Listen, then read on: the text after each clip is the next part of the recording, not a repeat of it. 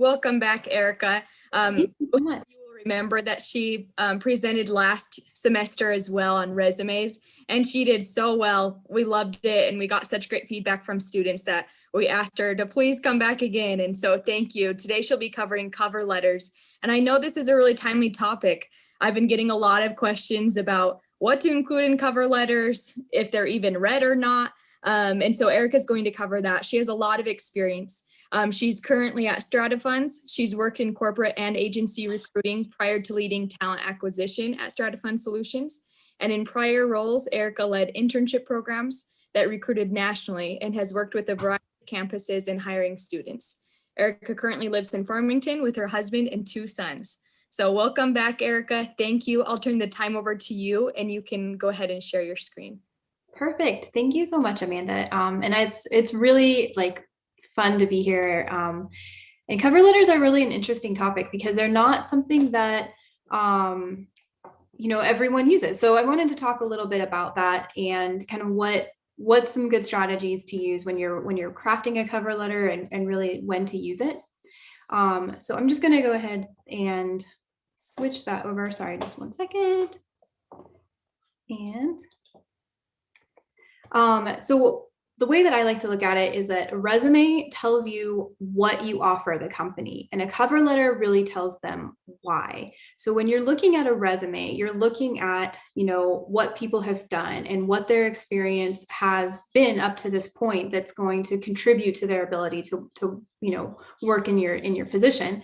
But the cover letter is going to be, it's more of a persuasive document that's going to tell people why you're applying to this job, why that experience has brought you to where you are today. So you don't always need to tell people why. Sometimes that experience on your resume will speak for itself, but that's not always the case. And so a cover letter is a really useful tool when you need to tell people more about your why and more about your reasoning. So what makes that really fun is that you get to be yourself in your cover letter. You get to use your cover letter to tell your story in your own words, and you don't have to be as restricted by bullet points or you get a little bit of room to feel it out and to be more yourself. That being said, 90%, this is from Forbes magazine, that 90% of hiring managers don't read cover letters.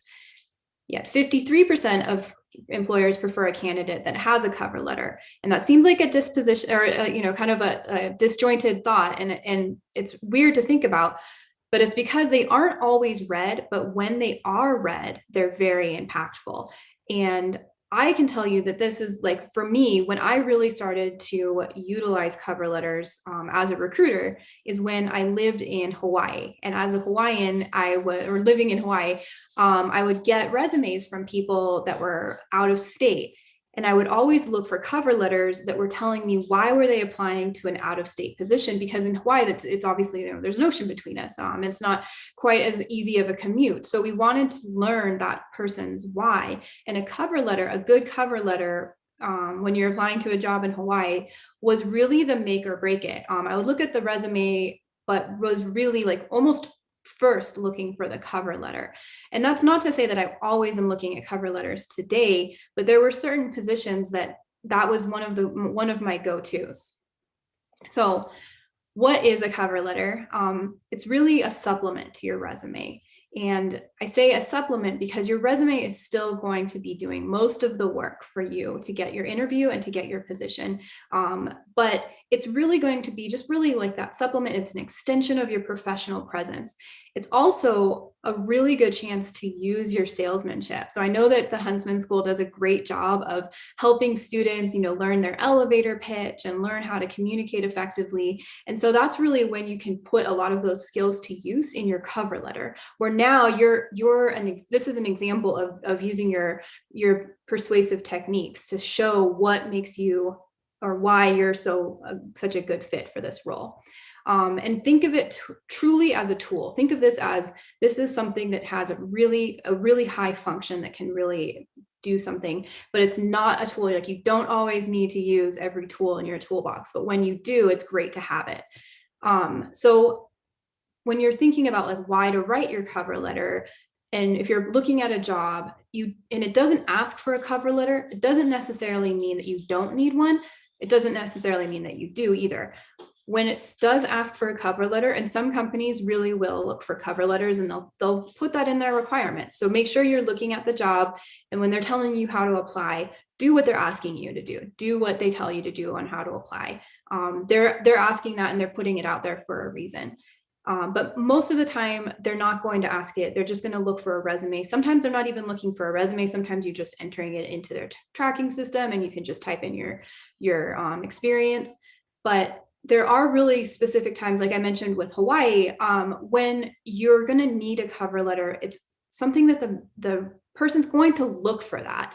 When there's something on their resume that doesn't make sense or isn't clicking, or they want a little bit more, the first thing that they're going to do is look if there's more, if there's something that's explaining it. Sometimes if there's large gaps in employment, or if there's like positions that are requesting a different language, or a position that's requesting, if it's a career change, a lot of those types of situations, a cover letter can really be that different function. So when you think about a cover letter too, it's always fun to think about why we have them. And of course, in the past, they were paper. They were cover letters that were accompanying a paper resume, and you were literally going to put it in the mail for somebody to open and read it. Totally different world and totally different function now. But that was really, back in the day, people were using it as part of a fax or as part of a paper letter. Or they were also, using it because it was part of their professional interaction. So there's things that were more formal, things that were, just a little different. Not as many people carry briefcases around, for example, even in our Backpack to Briefcase series. But they were really going to look a little bit different, and they've evolved since then. So as they've evolved, as a cover letter has changed, as our communication methods have changed, it doesn't mean that it's completely gone away. It just looks different, and it's going to serve different purposes. Obviously, we don't need to write a paper cover letter to send in snail mail for somebody to open, because I'm not even in that office. I wouldn't even get it. But it's going to be, sometimes it's not going to be a Word document that's an attachment. Sometimes your cover letter really will be that LinkedIn introduction, where you can have your cover letter attached via LinkedIn. Sometimes your cover letter can be part of an email, and sometimes it will be a separate document that you're going to type up in Word or Google Docs, and it's going to be in addition to your resume. So we're going to just focus, I'm just going to focus today on sort of the more standard cover letter, which is going to be a document that you add with your resume. So I do think that there's, think of a lot of these rules, a lot of these generalities as applying to a LinkedIn email or a LinkedIn message or another email. But I'm going to really be more talking about, when you write a cover letter and you open up your Word doc and you're like, dear sir or madam, that's what we want to work on. So the format for your cover letter is really going to be kind of try and link it so that it's going to be visually appealing when they're looking at your cover letter and your resume together. Think of them as a package. If you're going to be submitting both, think of them as a pair. They should match. They should look similar. It's really, it should be just as professional and just as formatted. So if you're going to have like back to back, you want to be using the same font, you want to be using the same spacing. And even if you're going to be like things that you underline or don't underline, try and keep those same rules that you've been doing, and think of them almost like one document that's in two parts. But don't ever go longer than a single page. For one, it won't likely be read if it's longer than a single page. And that's with an already low percentage of cover letters that are read.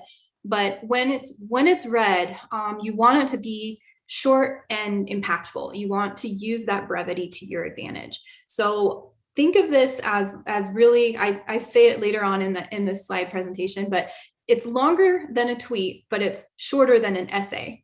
So you're so restricted in some, like if you're writing a tweet, you really don't have enough room to write what you want to say. And if you're writing an essay, it's like you're trying to kind of add a lot of fluff. You don't need you don't have either one of those restrictions. You want this to be really, use that brevity to your advantage. And this basic structure is obviously going to be, you write an introduction, then you have the body. The body can be 2 to 3 paragraphs, but probably more typically 1 or 2 paragraphs.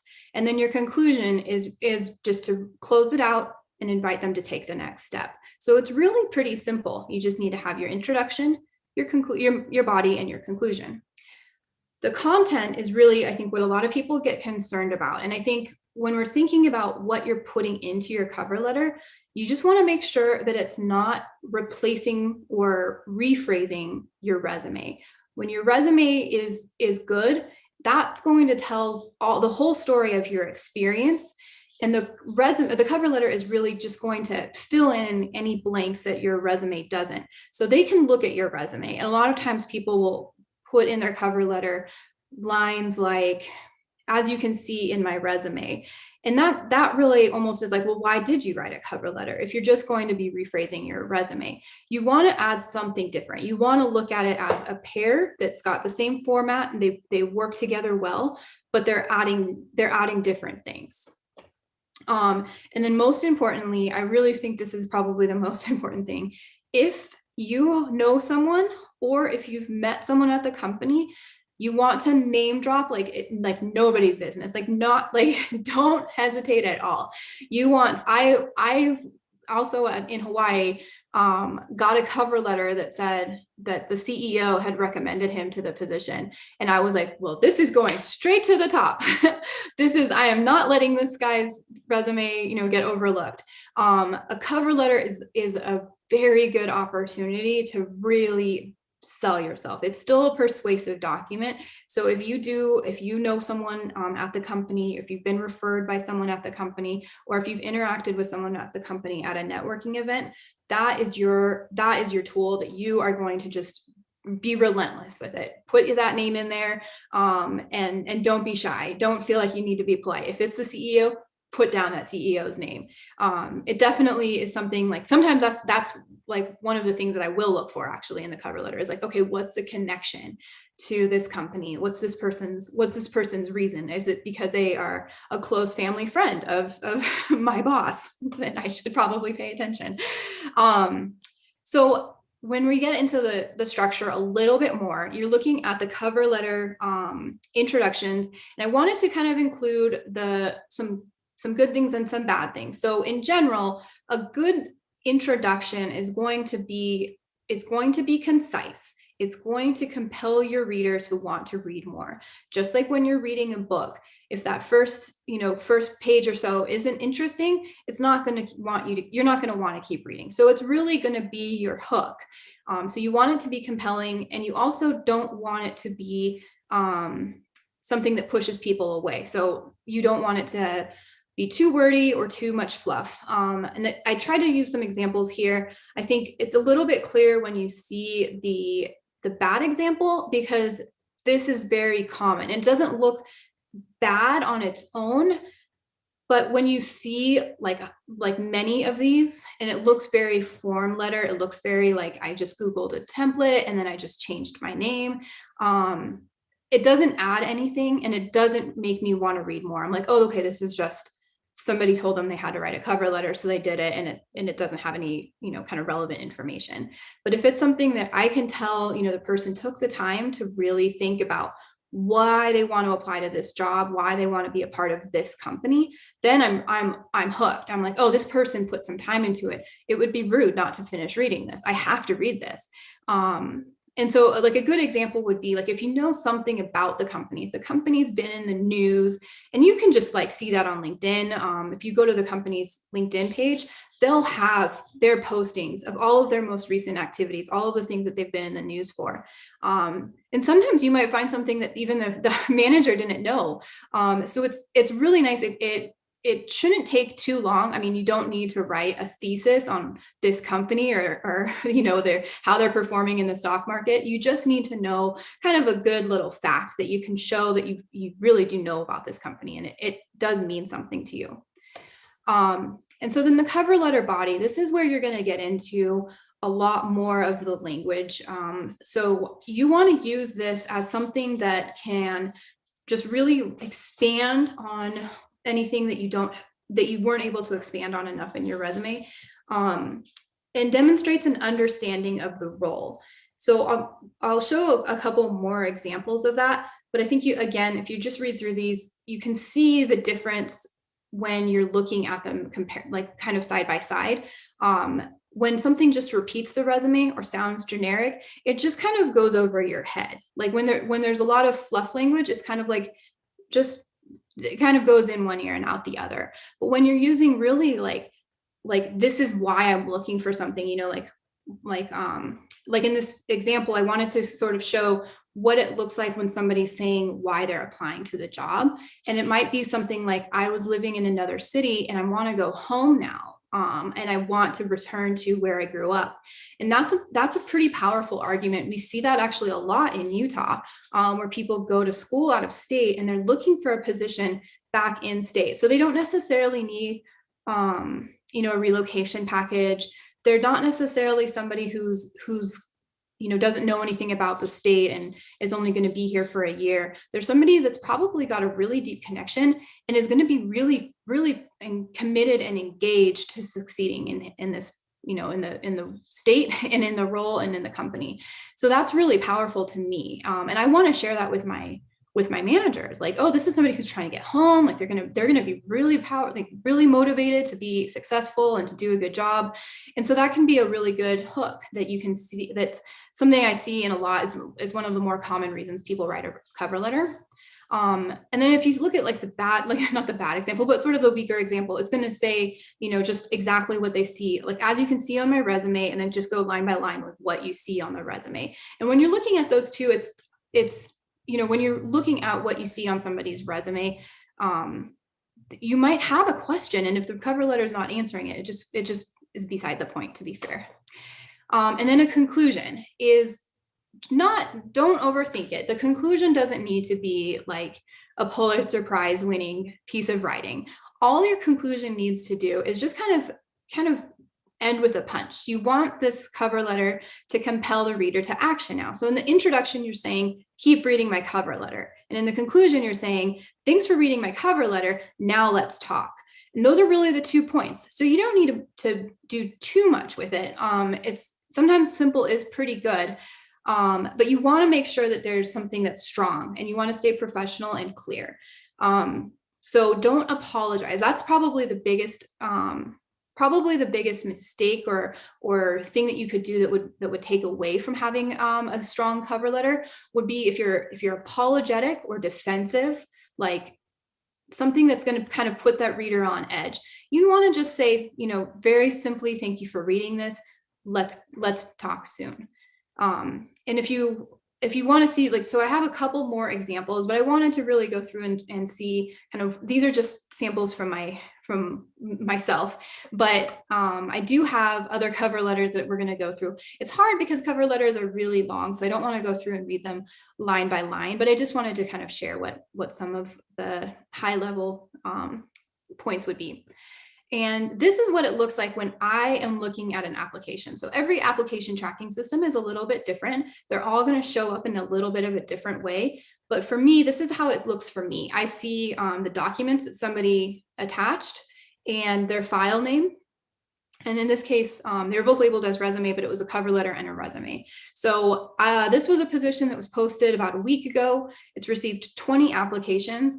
And of those 20 applications, only one had a cover letter. So I thought that was a good example. It's a pretty recent position. It doesn't have, an overwhelming amount of applications, but it has a good sample size. And it's a very entry-level role that was posted. So most of the positions that we're like I think there's going to be a different ratio depending on the level of role. But for an entry-level role, I think this is a fairly good ratio of about 1 in 20. So not a ton, but I read it. So I didn't have any other one. So it was very easy for me to make the decision to read it.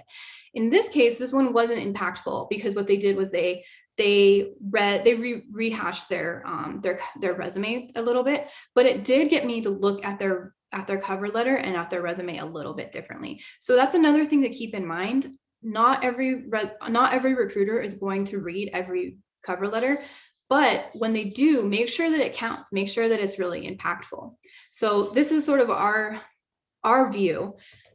And then here I have a couple of different cover letter examples. I don't want to take too much time on them, but this one was somebody's like rough draft, and then they went through and worked with somebody to really improve it. So if you kind of look at the two different ones, one is more normal. I think it's pretty standard what you're going to do when you are Googling how to write a cover letter. And then the second one is a little bit more nuanced, uses fun language. So there's a fine line. It's very hard to say, but there's a fine line between using fun language and using unprofessional language. And just try to stay right on that line. You want it to be engaging and readable, but you also want it to be something that's, still sounds professional. You are still applying for a job. So these two examples, they both are very decent. But the second one, the after one, is really a little bit more dynamic. They're using words like thrilled and excited, and they're using quantitative details. Like I wrote a 200-page paper that got me this $1.5 million grant. So that like tells a story too. That's a little bit more impactful. It may or may not be in that resume, but it does tell that little story. This one I thought was kind of fun just to see some cover letters in the wild. So if you look at cover letters a lot, this is an example that was called the best cover letter ever from the Harvard Business Review. The reason that they said it was so good wasn't because it was so wordy. It was because it was so to the point and it knew exactly what the manager was looking for. So that's another thing. There's other examples where people write really funny, almost blog posts that they were applying for a writing job, and that was what they needed to do. There's other examples where they're writing for an engineering job, and it was so simple and direct and to the point. So look at that too. Look at your audience, just like with anything, know your audience and then perform to that. So if you're looking for something that's going to be a position where you're working for a business manager who needs somebody who's solutions oriented, this cover letter really impressed their manager because it was presenting a solution. It was like, here's the things I offer you, this is what's going to work for you. And it doesn't take too long to read. So it's really nice and simple, but it's not going to be the right cover letter for everyone. This was just this person's example. And, the Harvard Business Review does carry a lot of weight. So I think it's a good example to look at. This was another cover letter in the wild. It was actually like a real cover letter. So I changed some of the contact information and some of the names, but this was a really good example of an entry-level cover letter. It's a little bit long, but when you have it spaced out, this is obviously not, normal margins.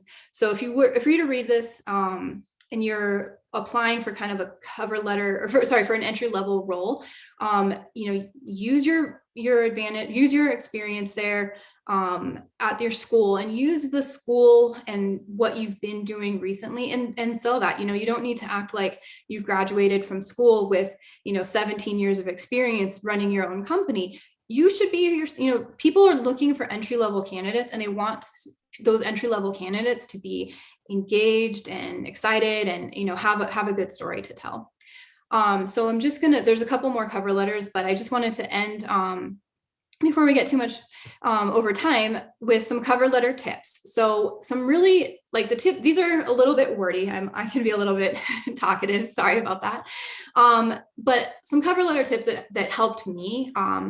Sometimes when I'm writing something and I get too into my head, I get really weird about sentence structure and word choice. And I get a little bit too into the weeds. And so sometimes it's very helpful to take a step back and have someone else read that cover letter for you, or read it out loud as if it was another person. And just think of it as if you were introducing your friend and this cover letter was your way of introducing your friend. Would you want to talk to them? Would you think this person is a great fit, a great hire, not for the position of your best friend, but for the position that this job is for.